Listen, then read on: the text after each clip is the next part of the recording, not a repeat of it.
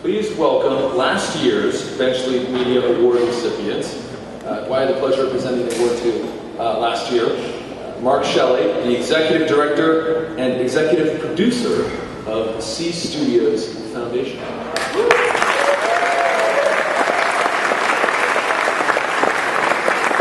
Thank you. And I also had the honor of knowing Peter a little bit, and I know that he would have approved of this award greatly. Where is Louie? There are two things that I think everyone should know about Louie. The first is how to pronounce his last name. As he says, you drop the P and the rest rhymes with Sequoia, and you come out with Psihoyos. Louie, it's a hard one. But the second thing you need to know about Louie is that he directed the Academy Award winning feature film called The Cove. And that's not the most important thing for me. The most important thing is it's the first film that he had ever directed. And I hate him for it. That's just not fair, man. Actually, that's not true. I'm just jealous. But what Louie did was huge. He made a film that mattered. He made a film that was about something. He made a film that was risky, it was emotional, it was dramatic, it was riveting. It was a film that needed to be made, and Louie made it very, very well, and I appreciate that about Louie. More than that, he made a film that probably has inspired more action than the number of people that have actually seen the film. People have gotten on their website. He's started a foundation because of this subject. He's committed himself to this issue. And filmmaking is not just about making stories, it's about inspiring action, and the best films can do that. Louie, you made a film that is doing that right now. This is an important film, an important subject, and it shows that films actually can make a difference, and I appreciate that.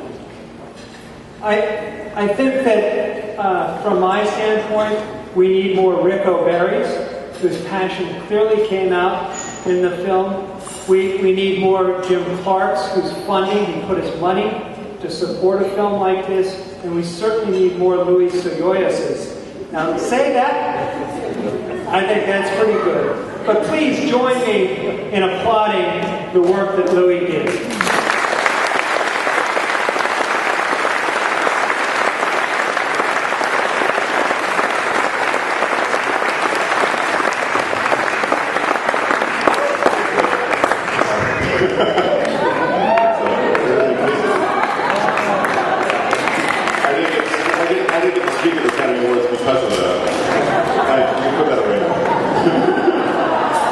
Thanks for that brutal memory. This is my first film. I did have some pretty good advice when I started out about 5 years ago when I started the Oceanic Preservation Society. My son, who's just at the next table, Sam, was doing sleepovers with Steven Spielberg's son on boats down the Caribbean. And Steven came over to our boat to find out what I did for a living. He was the father of his son that he's hanging out with. And he asked what I did for a living. I told him I'm a still photographer, but I'm thinking about getting into the movie business. And he said, I asked him, do you have any advice for somebody that, for the first film? He said, yeah, never make a movie involving boats or animals. From his work job. So I can't wait to send him a picture of us tonight. I feel like films are the one last chance we have to save the planet. We have a very simple mission statement at OPS. It says we're not trying to save the whole planet, just 70% of it. I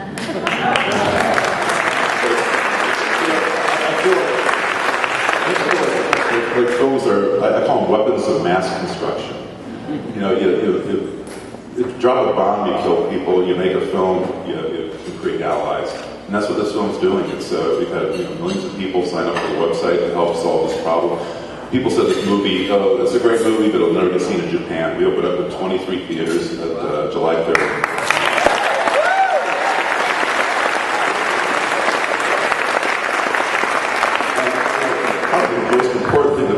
done is it's sparked a free speech debate in Japan, because the right-wing extremists in Japan picketed successfully at 3 movie theaters and convinced the theater owners that it wouldn't be too risky to show it. But this inspired a whole, stories all over Japan. Every major news service, every magazine, every major newspaper is saying, why can't this film be shown, and Academy Award-winning film be shown in our country? So that's the most important thing I think that's going to happen with this movie in Japan so far, is that it's opened up this discussion that finally we can get this word out. But I just got back from the Gulf this morning, and I wanted my next film to be really. I'm going over 2 minutes, aren't I? I wanted this next film to be like something. I wanted to do a film where people were trying to kill me, and so the next film is it's called The Singing Planet. And the idea there is that, I know your grandfather called it the silent world, and he said that mainly to keep your fathers from shutting up because of when they screaming through the snorkel, they try to get him to see something. But, the question is that just everything's been singing, we just haven't been listening. When I dive with a breather in the ocean, everything's talking to each other, crackling shrimp. The fish are talking in their own languages, not just whales and dolphins, but everything has a song, but we're extinguishing it. Now I find myself in the Gulf and going into that region and thinking, how am I going to make a positive film out of this? But again, it's just about a matter of leaving the world a little bit better for our grandkids, our kids, because we're destroying it now. We're going through the 6th major extinction right now, and we're causing it. And I guess that gives me hope, is that, make a film, try to make it bigger, better, and that, inspire people, legions of people to, not just, to help us with this problem. I'm not trying to make movies, I'm trying to start a movement to try to get young people to get inspired to save the environment. But anyway, thanks so much. I do want to show this to you.